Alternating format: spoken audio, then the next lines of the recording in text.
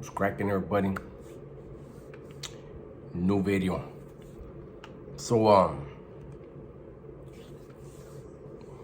it's Tuesday morning.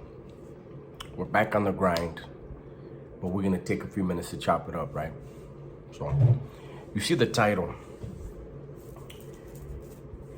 and we need to discuss the reality of the Tekashi supposed phenomenon, right?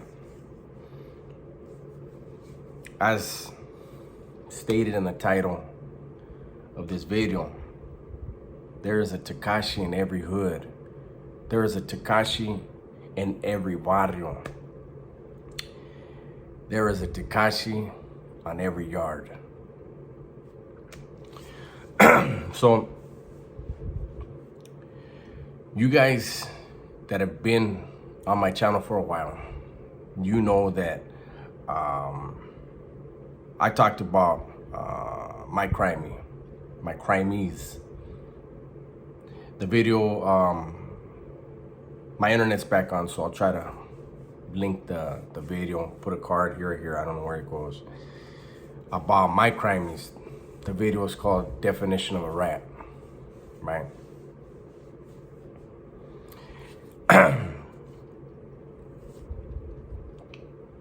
Excuse me. I was just eating some candy and she got but anyways, so some people that had saw that video on Definition of a Rat had asked me what happened to my crimies. What happened to my crimies is not uncommon. But so I had 5 crimies. 2 of them are juvenile, right? The rest were adult. The one that did the most damage to me, I don't know, did 4 or 5 years, 6 years in the state. The other adults did a year in the county. And the 2 juveniles, one of them did like 4 or 5 years in YA. And then the other juvenile did like a year in Boys Republic. It's like a camp style placement thing out here. And you know, all of them did their time, and with the exception of the one that went to Boys Republic, I believe he moved out of the county. He moved somewhere, you know, went with his dad. He had been living in the neighborhood with his mom, but the rest of them, they all went right back to the neighborhood. You know, it's one of those things where a lot of people talk tough, and you know, then when these guys show up, it's, oh, where's the paperwork at? I need to see the paperwork. But it was all over the news. You know, everything they said was all in the news. And yeah, so they chilled in the neighborhood, you know, and blamed other people. And it wasn't me, it was him. Even the juveniles, they both told, and you know, one was more respected in the neighborhood than the other one. The 13-year-old was more respected than the 15-year-old. And so the 13-year-old told everybody in juvenile hall that the 15-year-old snitched, and so he had him smashed and put on the leva, but they had both actually told on me. And I'll tell you that while I was in prison, just about everybody that I spoke to was told on, you know, and the majority of the times, the ones that told on them were their own homeboys, somebody that they trusted. I had one Sally tell me that the guy in his barrio that was doing the most killings, the most shootings, the most violent,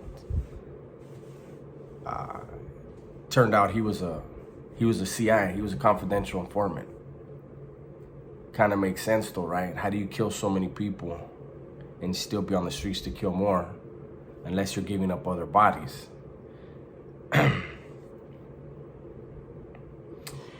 On the prison yards, you know, there's weed that's being dropped constantly. Hold on, let me fix this. There's weed that's being dropped on people constantly, whether it's over dope or who knows, whatever. But I'm telling this story. I don't know what's going on with my light right now. It's pissing me off. I'm telling this story so people understand, like, Tekashi is a piece of shit. But that's happening every day in the criminal world.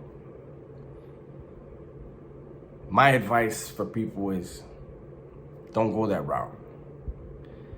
You know, those people that take shortcuts in life, they usually get a long tail. You know, they sit in a cell for a long time or a shortcut. But if you just put in that work, man, put in that little extra effort, that little extra time, you're gonna be a legitimate earner with nothing to look, you know, nothing to fear, no reason to look over your shoulder. There was a song I used to listen to, and it was on the Thicker Than Water soundtrack. Fat Joe and MC8, it was a movie they did together. I never saw the movie, but I had the soundtrack. In a few prisons, I used to always get that soundtrack. It had a lot of good songs. Even though Fat Joe was in it, it was a Who Bangin', it was Mac 10's label that put the CD out or cassette. And there's a song on there called Blue Liquid. I used to always bump that song, Blue Liquid.